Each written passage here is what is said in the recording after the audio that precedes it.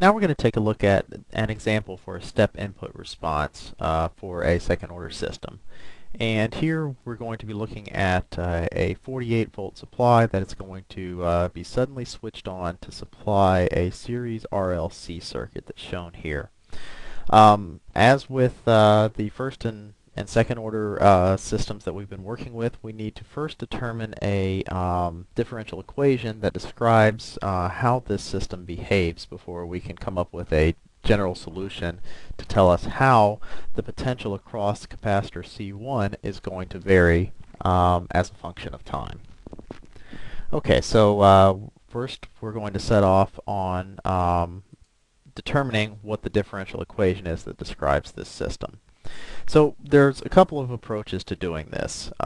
There's a fairly straightforward approach which uses the node voltage method, and since we are solving for a voltage, that seems like an attractive option. There's also another method that we can use, and I'll show you both of them. The first one, which on the surface seems like it will be easier, is using the node voltage method because we're solving for the potential across the capacitor, and we can easily write the equations to tell us how this system is going to behave in terms of voltage.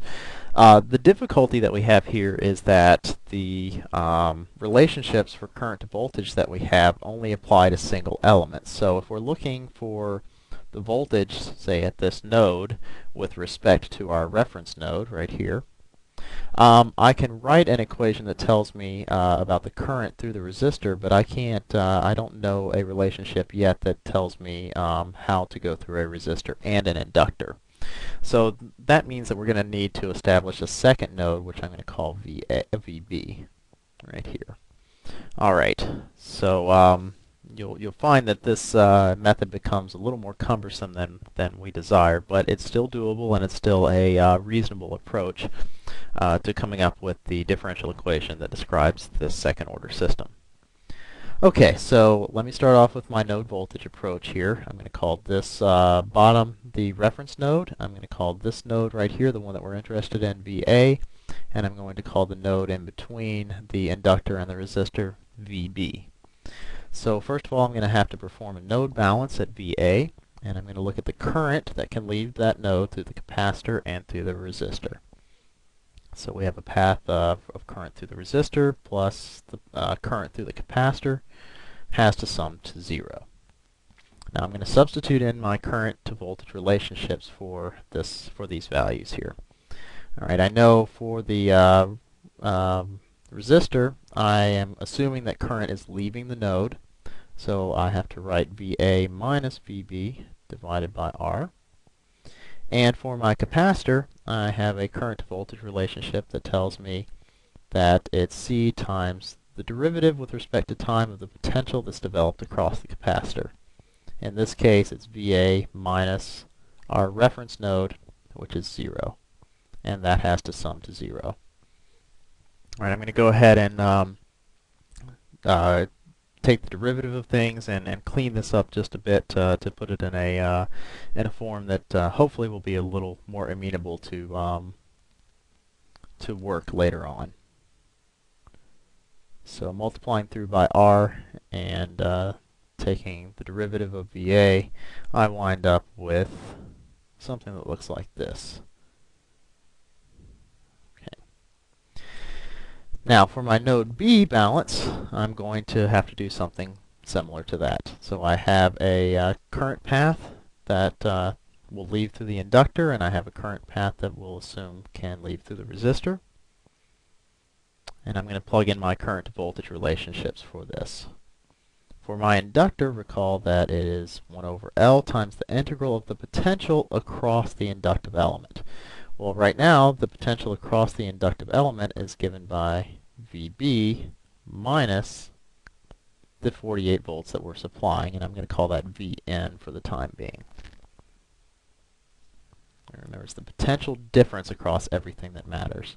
And our current to voltage relationship for the inductor here tells us that we need to know the initial current through that inductor. All right, for the resistive element, the current that's leaving from that node B will be the voltage at node B minus the voltage at node A divided by the resistance. And all of that, according to Kirchhoff's law, should sum to 0.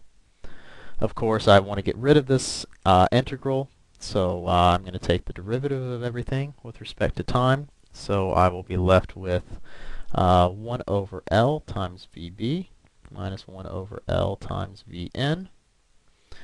This constant term is going to go away. And I'm also going to have 1 over R times the derivative with respect to time of the voltage at node B minus 1 over R times the derivative with respect to time of the voltage at node A. Oh, okay. So, since we're interested in solving for the voltage at node A, I want to eliminate this VB from this equation right here. So what I would like to do is now come back to my node A equation and solve for VB in terms of VA, and I can do that fairly easily.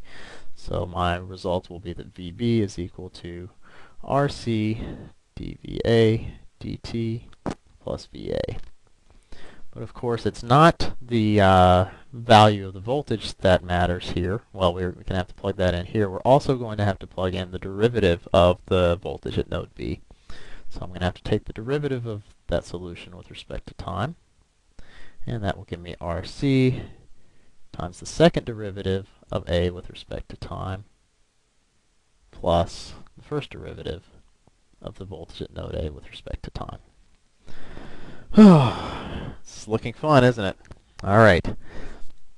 The next thing I'm going to do is I'm going to take these two and substitute them back into this equation right here to eliminate VB from the equation. When I do that, I will wind up with 1 over L times RC times dVA dt plus 1 over L times VA. Alright, minus 1 over L times Vn plus 1 over R, alright, I need the derivative now, times RC times the second derivative of VA with respect to time, plus 1 over R times the first derivative of A with respect to time. So that takes care of that term. Minus 1 over R dVA dt. Has to sum to 0. Ugh. Alright, now I want to collect all of the like terms that I can. I notice that my 1 over R times the first derivative of VA cancels out there. I notice that those R's cancel out there, so I'm left with C times the second derivative of the voltage at node A with respect to time. Alright, that takes care of that. I'm going to look for my first derivative terms. So plus 1 over L times R times C dVA dt. That takes care of that term. Let's see, plus 1 over L times VA. That takes care of that term. And my input term, my step input term, I'm going to move to the right-hand side of the equation because that's a forcing function. Okay, to clean things up here, I'm going to I'm going to multiply everything by L. So I wind up with LC times the second derivative of A, the voltage at node A that we're interested in with respect to time, plus RC dVA dt plus VA is equal to Vn. Okay, and there we go. By using this coupled system of first-order equations, we have put these two first-order systems together and come up with our second-order differential equation that describes how the potential across the capacitor is going to change as a function of time. Now, I want to look at another method that, if you understand it, by the way, that method will always work. It's just fairly cumbersome at times. So what I want to do is look at a different way of coming up with that same differential equation. Okay, and instead of using the node voltage method, since I want to know the potential across this capacitor, as a function of time. What I'm going to do is, instead of using the node voltage method, I'm going to apply Kirchhoff's current law, or excuse me, Kirchhoff's voltage law across the loop, because all of these elements have to share the same amount of current as soon as that switch is closed. Alright, so applying Kirchhoff's voltage law, I know that the voltage across the inductor plus the potential difference across the resistor plus the potential across the capacitor has to be equal to the input voltage that's being supplied. Alright, so after that switch closes, this needs to be true for all time. Now I'm going to go ahead and substitute my voltage to current relationships for these elements. Noting that this is the value that I'm interested in. VC and Vout are the same thing. So since I'm interested in finding the voltage across the capacitor, I'm just going to leave that there. Alright, so my inductor, the current to voltage relationship is given by L di dt. And for my resistor, if I know the current, which has to be the same through everything, the voltage across the resistor is R times I. Alright, and I'm going to leave this VC here since that's what I'm interested in finding. Okay. Now I'm going to turn to my current to voltage relationship for the capacitor to tell me how I can replace this term, this current term, with the voltage across the capacitor, or the Vout term that I'm interested in. And we know that the current through a capacitor is given by this relationship right here, C dV dt, where this is the potential difference across that capacitive element. Right, so with that in hand, I know that the current through all of these elements are the same. What I'm going to do is I'm going to substitute this back into here. Alright, since my inductor relationship has a term where I have to take the derivative, I'll need to take the derivative of this, which di dt will give me a second order derivative of the potential across the capacitive element. Okay, so substituting these relations back into my Kirchhoff's voltage law balance will give me L times C times the second derivative of the potential across the capacitor with respect to time, plus R times C times the first derivative of the potential across the capacitor with respect to time, plus the potential across the capacitor is equal to the input voltage, which in this case is going to be a 48 volt input that occurs after time is equal to 0, right when we close the switch. So those are two different methods for establishing the differential equation that describes the behavior of the system. Either way will work. One can just, the first approach can be a little time consuming and cumbersome. You have to keep track of a lot of things here, whereas the second one, this approach right here, can be much more efficient, but you do have to be able to recognize the current to voltage relationship and how the elements are related to each other to be able to come up with the differential equation. Alright, now that we have the same differential equation that's established by both methods, we're going to look at the system. So we know that we have a second order system with a step input. We know that based on our solution, our general solution, we can come up with the values of the M, the C, and the K constants. Alright, and K here is equal to 1. Alright, and we know that the steady state output is going, of the system, is going to be the forcing function value, the 48, divided by the stiffness of the system, which in this case is going to be 48 over 1, or 48 volts. So the system is going to start at at some value which we have yet to determine. We're going to see that it will turn out to be 0, and it will approach a final steady state value of 48 volts with time. Alright, the other thing we need to determine the response is the damping ratio. And the damping ratio in this case is C over 2 times the square root of K times M, which, when we put everything in there, gives us R over 2 times the square root of C over L.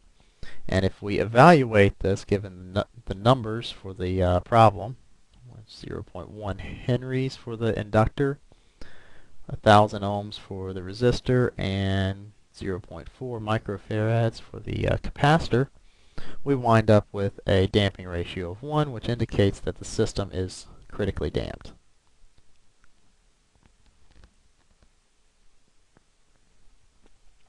Okay. We also need to know the eigenvalues of the system. To figure out the eigenvalue, or the single repeated root for this critically damped system, we need to know the natural frequency. The natural frequency is going to be 1 over the square root of LC, which, when we perform that evaluation, gives us 5,000 radians per second. Right, which means that our eigenvalue is going to be negative squiggle omega n. And since this is 1 and this is 5,000, that gives us a value of negative 5,000 radians per second. Okay, so our general solution to this step input problem for the voltage across the capacitor is going to look like this. It's going to be a critically damped solution. So we'll have some unknown constant times e to the lambda times time plus b time e to the lambda times time plus our f over k, our steady state solution value, or our particular solution. Okay, now I could go through the applying initial conditions. Sorry, first of all I need to establish my initial conditions, and once I've established my initial conditions, then I can go through and apply them to determine the general solution. Or I can use the general solution for the step input response that we have derived previously. So if I know what my x naught and v naught values are, I can solve for a and b explicitly. So determining, the final step is to determine the initial conditions for the system. Alright, so we're going to first of all make an assumption here that this system was completely discharged before we flipped the switch. Because the problem statement did not tell us otherwise, we're going to assume that before the switch was flipped and connected that 48 volt supply, that this capacitor was completely discharged. If this capacitor was completely discharged, it had a output voltage, or a potential across it, of 0. And we know from the properties of capacitors that the potential across a capacitor cannot change instantly. So if it was 0 right before we closed the switch, then right after we open the switch, or sorry, right before we close the switch, then right after we close the switch, the output value has to be 0 volts, or the potential across the capacitor has to be 0 volts. Okay. Now, the other thing that we need to do is we need to determine the rate of change of the potential across the capacitor. And you'll recall that we used this relationship right here. All right. Previously. What can tell us something about the rate of change of the current through the capacitor, excuse me, of the voltage through the capacitive element is if we can determine the current through the entire system at time is equal to 0. Alright, so our objective here is to determine the current through the capacitor at time is equal to 0, and that way we can use our relationship C dVc dt at time 0 to determine the initial condition. Alright, but we also have an inductor here. Alright, and we know from the property of inductors that if we know what the value of the current was through the inductor before the event occurred, then we know what the current was immediately after the step event occurred. All right, before the step event occurred, we had no current flowing through that inductor because we have a capacitor here and we had no input into the system. Alright, so since the capacitor was acting like an open circuit, there was no current flowing through the inductor, so right before we closed the switch, the current through the inductor was 0. That means because of the properties of inductors, since the current through an inductor cannot change instantly, the instant that we close that switch, the current through the inductor also has to be 0, which means the current through all of the series elements in the system has to be 0. Alright, so we know that this has to be 0, which tells us no matter what the value of the capacitance is, that the derivative initial condition at time 0 is equal to 0. So this gives us our x0 value and our v0 value. With those in hand, I can turn to my general solution and I can solve for the values of the constants a and b. And when I do that, I will find that the values of the constants a and b wind up being a is equal to -48 and b is equal to -240,000, and both of these would be in units of volts. Okay, so my final solution here is going to be -48 times e raised to the eigenvalue, the -5,000 times time, minus 240,000 times time times e to the -5,000 times time, plus f over k, which I evaluated previously to be a value of 48. And if we return to our second order system example, we find that that is indeed the differential equation, the governing differential equation, and the result that we're looking for is given by this equation right here, which was what we have just found.